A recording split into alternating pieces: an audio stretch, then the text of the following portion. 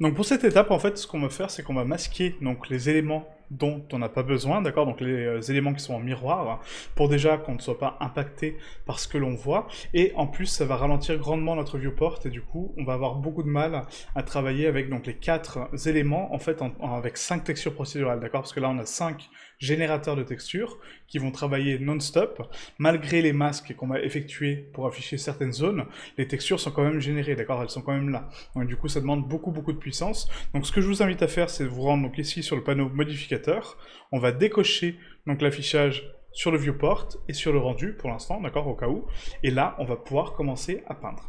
Donc pour ce faire, on va ici donc identifier déjà donc les escaliers, d'accord, donc les paliers qu'on va vouloir masquer et qu'on va vouloir afficher.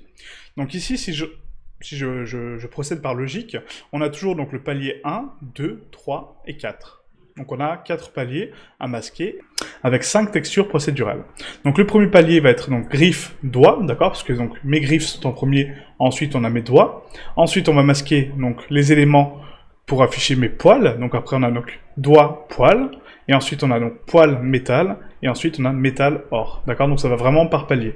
Donc on va commencer par celui-ci, donc griffe, doigt, et du coup je vais masquer donc uniquement les zones que je ne souhaite pas voir. D'accord, donc là je vais zoomer donc sur mon mesh, hein, d'accord, donc tranquillement comme ceci. Et là l'avantage en fait de masquer donc les autres éléments, c'est que du coup on ne sera pas tenté d'aller peindre à côté puisqu'il n'y en a pas besoin. On va uniquement peindre sur mon instance donc de droite, d'accord, qui va se répercuter automatiquement sur les instances de gauche et de l'arrière du coup. Ok. Donc pour ce faire, on va ici donc peindre en blanc, d'accord. Rappelez-vous, donc là actuellement mes masques sont tous noirs, donc ils sont tous en off, ils sont tous éteints si vous voulez, et je vais allumer, d'accord. Donc je vais allumer avec la couleur blanche du coup les zones que je veux voir avec mon deuxième palier, d'accord. Donc les premiers paliers va être ma griffe et celui que je veux voir va être mon doigt. Donc je dois allumer mes doigts pour les voir. Je trace donc une ligne blanche, et là, qu'est-ce que je vois? Je vois mes doigts. Ok. Donc là, on va peindre donc tranquillement cette zone-là. Donc j'espère que ça ne va pas laguer pour vous. Hein, donc je ne sais pas du tout le retour que vous allez avoir, mais normalement, en masquant donc les parties une par une, on a quand même une meilleure aisance de travail, et du coup, voilà, c'est un petit peu plus simple. Si vous laguez encore sur cette étape et que du coup vous n'avez pas assez de puissance pour peindre des textures procédurales comme je suis en train de le faire, je vous invite à regarder donc la vidéo de la tête pour créer vos propres textures, d'accord? Donc pour précalculer les textures sur le mesh et ensuite créer des masques sur le mesh, d'accord? Donc ça sera beaucoup plus simple plutôt que générer la texture constamment et du coup de ne pas avoir le résultat qu'on souhaite, quoi. Voilà, donc là je démarque en fait ma délimitation de griffe, hein, tranquillement. Voilà. Et maintenant que j'ai délimité donc la zone que je souhaite avoir, je vais peindre directement sur mon UV. D'accord? Donc je peux peindre directement sur la carte UV pour rattraper un petit peu les zones que je ne vois pas à l'écran. D'accord? Donc des petites zones que j'ai oubliées. Et là on va peindre tranquillement l'arrière des doigts. Vous voyez? Ça se peint automatiquement sur la droite. Je vais dézoomer un petit peu pour que vous puissiez voir. Voilà. Hop. Et là regardez, je peins et ça peint automatiquement mes zones. Voilà. Et c'est comme ça, en fait, donc on peut déborder, hein, d'accord? Donc là, je vous autorise le débordage de coloriage. Voilà, chose qu'on nous a appris toute la vie à ne pas faire, à ne pas déborder du coloriage, mais là, ça passe. Voilà, comme ceci. Ok? Donc là, j'ai mon doigt qui est entièrement texturé. Maintenant, j'ai envie qu'il se prolonge jusqu'à ma jonction, d'accord, pour faire comme une connexion entre le métal et mon doigt. Donc, qu'est-ce que je vais faire? Je vais zoomer un petit peu et on va peindre la zone qu'on souhaite afficher, d'accord? Donc, encore une fois, j'espère que ça ne lag pas au niveau du retour. Je vais essayer donc de dézoomer un petit peu. On va essayer d'enlever le rendu, hein, d'accord? Donc je vais essayer d'enlever le rendu un petit peu. Là j'ai identifié mes zones, donc je pense que ce sera beaucoup plus simple comme ça. Voilà. Hop.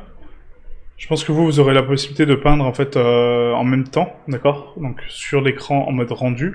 Mais moi malheureusement vu que je suis en train d'enregistrer en même temps, bah, ça me fait laguer l'enregistrement. Et du coup, c'est pas la première, la première fois, malheureusement, que je tourne cette séquence. J'ai dû la retourner encore une fois, parce que je me suis rendu compte qu'au montage, bah, ça laguait. Et je me suis pas rendu compte. Voilà, donc je me suis dit, bah, peut-être en enlevant les 4 parties, ça ira un petit peu mieux. Donc ça va mieux, effectivement, hein, c'est beaucoup plus rapide. Mais c'est pas encore ça.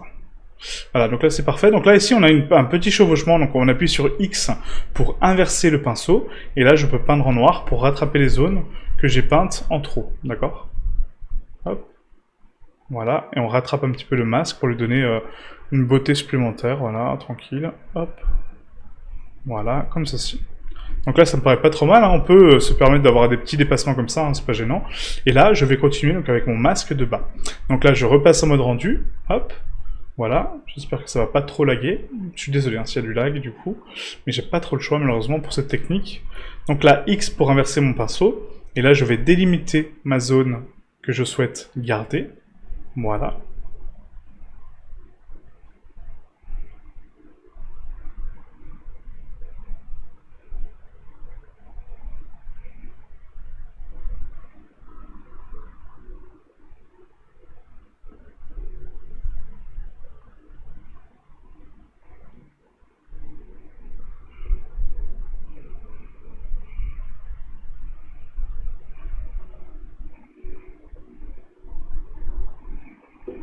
Hop, voilà. Maintenant, donc, je repasse en mode shader tout simple, je vais peindre mon doigt, ou je le peins directement sur ma carte UV, voilà.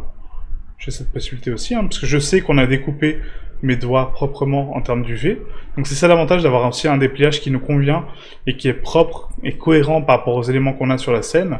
Ça nous permet d'avoir un texturing beaucoup plus rapide, et qu'on peut identifier facilement, d'accord? Donc ça c'est important, c'est voilà, c'est une petite astuce, qui est vraiment sympa à savoir. Hop. Donc là pareil, hop. Donc là je vais faire une petite jonction, donc c'est pas grave si je dépasse, hein, je pourrais rattraper après, hein. C'est pas très grave. Voilà, on va continuer à peindre tranquillement, voilà. Je déborde un petit peu, c'est pas grave. On rattrape tranquillement la zone. Hop.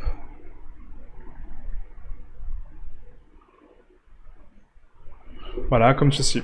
Donc du coup, la vidéo, on appliquera les textures, donc vous fiez pas s'il y a quelques différences de texturing, d'accord, ça sera normal, parce que là, je vais refaire mes masques, d'accord, donc la vidéo où j'applique les textures, où je vous les donne, et que du coup, elles sont bonnes, la vidéo du pré-calcul, du coup, est correcte, d'accord, donc il y aura peut-être des petites différences en termes de texturing, hein, parce que c'est un texturing à la main, mais vous inquiétez pas, c'est normal, d'accord, c'est juste que j'ai dû tourner encore une fois cette séquence, comme je vous l'ai dit, une deuxième fois. Voilà, donc là on rattrape un petit peu les zones blanches que je ne souhaite pas. Donc là on repeint donc les zones blanches que je ne souhaite pas. Très important parce que sinon ça va m'afficher donc les zones donc avec de la griffe, hein, d'accord. Palier 1, rappelez-vous. Et là j'ai terminé, voilà, donc j'ai indiqué donc les zones que je souhaitais voir en griffe. Je vais m'éloigner un petit peu, j'active le mode rendu, c'est parfait. Je vois mes doigts parfaitement, mes griffes sont bien retranscrites, c'est nickel.